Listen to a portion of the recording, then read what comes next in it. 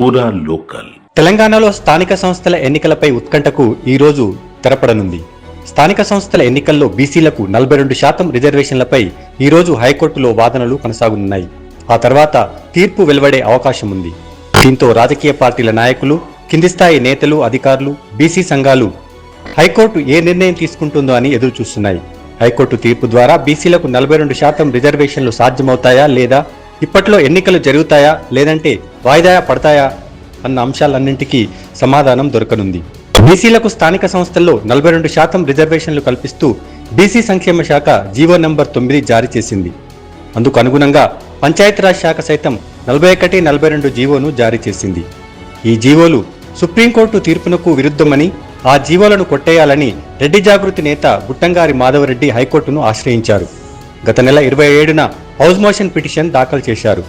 దీనిపై విచారించిన కోర్టు తదుపరి విచారణను ఈ రోజుకు వాయిదా వేసింది.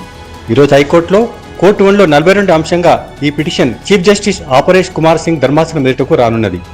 ఈ పిటిషన్పై దాదాపుగా 25 మంది రాష్ట్ర బీసీ నాయకులు ఇంప్లీట్ పిటిషన్ దాఖలు చేశారు.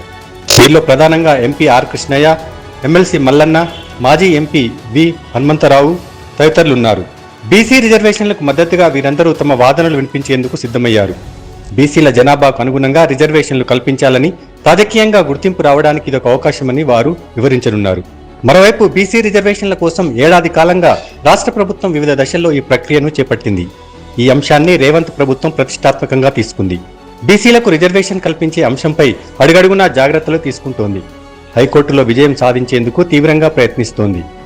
సుప్రీంకోర్టులో ఇప్పటికే బీసీ రిజర్వేషన్లపై కేసు విచారణ సందర్భంగా సీఎం రేవంత్ రెడ్డి సూచన మేరకు ఒకరోజు ముందే ఢిల్లీ వెళ్లిన డిప్యూటీ సీఎం బట్టి విక్రమార్క, మంత్రులు పొన్నం ప్రభాకర్, వాకిడి శ్రీహరి బృందం న్యాయ నిపుణులు, ఉన్నతాధికారులతో చర్చించింది.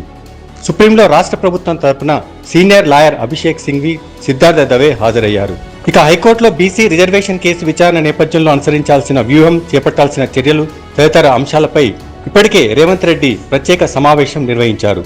దీనికి బట్టి విక్రమార్క, కాంగ్రెస్ రాష్ట్ర వ్యవహారాల ఇన్ఛార్జి మీనాక్షి నటరాజన్, పీసీసీ అధ్యక్షుడు మహేష్ కుమార్ గౌడ్, పలువురు మంత్రులు హాజరయ్యారు. బీసీలకు కాంగ్రెస్ ఇచ్చిన హామీ మేరకు 42% రిజర్వేషన్లకు కట్టుబడి ఉన్నామని, కులగణనతో సేకరించిన ఎంపెరికల్ డేటా ఆధారంగా 42% రిజర్వేషన్లు ఖరారు చేశామని హైకోర్టులో వాదనలు వినిపించాలని నిర్ణయించారు. సుప్రీంకోర్టు ఆదేశించిన విధంగా ట్రిపుల్ టెస్ట్ డెడికేటెడ్ కమిషన్ను నియమించామని కోర్టుకు వివరించాలని నిర్ణయం తీసుకున్నారు. స్థానిక సంస్థల్లో బీసీల రిజర్వేషన్ల కోసం అవసరమైన అన్ని రకాల ప్రక్రియలను ప్రభుత్వం పూర్తి చేసిందని, జనాభాకు అనుగుణంగా బీసీలకు రిజర్వేషన్లు ఇవ్వడానికి గతంలో బిల్లులు తీసుకొచ్చామని, 6 నెలలుగా అవి రాష్ట్రపతి వద్ద పెండింగ్లో ఉన్నాయని వాదించనున్నారు. సామాజికంగా బీసీలు వెనుకబడి ఉన్నారని, వారికి రాజకీయంగా అవకాశాలు కల్పించడానికి వారి జనాభాకు అనుగుణంగా రిజర్వేషన్లు కల్పిస్తున్నట్టు కోర్టుకు తెలియజేయాలని నిర్ణయించారు.